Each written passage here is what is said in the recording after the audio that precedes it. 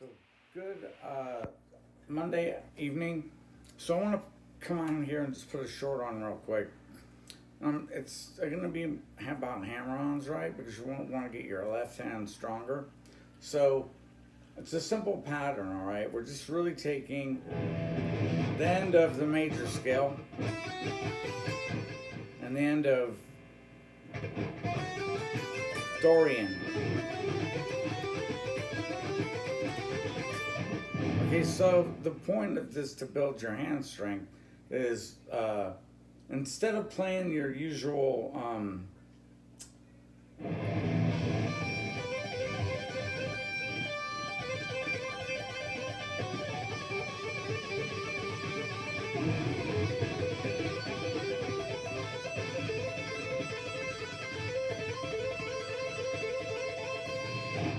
what you're gonna do is you're gonna take it like this, which will help you in the long run to be more precise.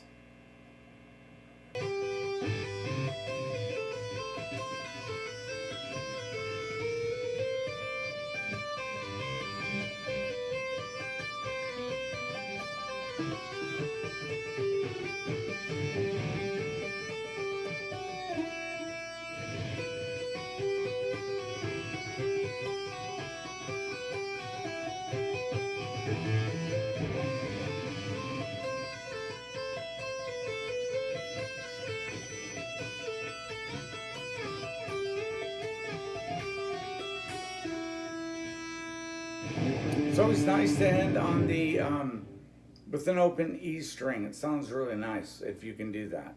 So like I said, I went over that little quick shape, right? It's not hard, but by playing it slower, it will make you more accurate when you play it faster, right? And if you looked at the way I did it, there are two actually different methods of doing it, right? One and the same, but they're actually Russ Parrish or Satchel. It's one of his licks. It's at the end of one of their songs, Asian Hooker. So it's the hard thing about that is you're basically, even though you're playing this,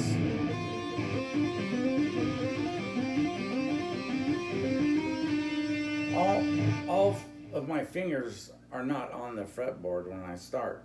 So you're starting actually with your index finger lifted off the fretboard. It's not really fretting it. That's where you hear the extra notes.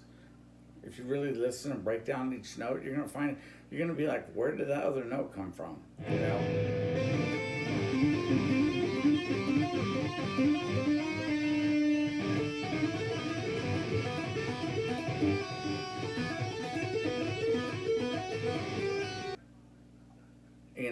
Ionian position, you're going to be on tour, you're going to be hammering 12, right? When you slide up to your Dorian position, you're going to have to slide up to 15, okay? You can tap them all on 12 and try it each way, but they're going to sound better with that, with the, the notes in between. Because usually when you get too many, when you're doing hammering and picking pull-offs and you're too close, usually it won't sound that good, with the exception of what I showed you that Russ Parrish does, right, at the end there. That sounds pretty cool, and you're hammering, 3 frets away, or half a step away. So you just have to be careful and take your time and, watch the video over and over, slow it down, and see what I'm doing, okay? That's another thing, like you really need to pay attention to what I'm doing, because I'm teaching you guys, and these are good things to learn. I'm not giving you crap. I'm not giving you something that, that some guitar center instructor is going to give you that, 30 minutes and you're done. I'm not going to do that. I'm just trying to show you guys the right way, right? So you don't have to relearn it when you're older, or when you figure out that, what it really took to gain speed, right? And to get faster and get more accurate. So anyway, you guys have a good night, and I will see you again later in the week. Thank you again.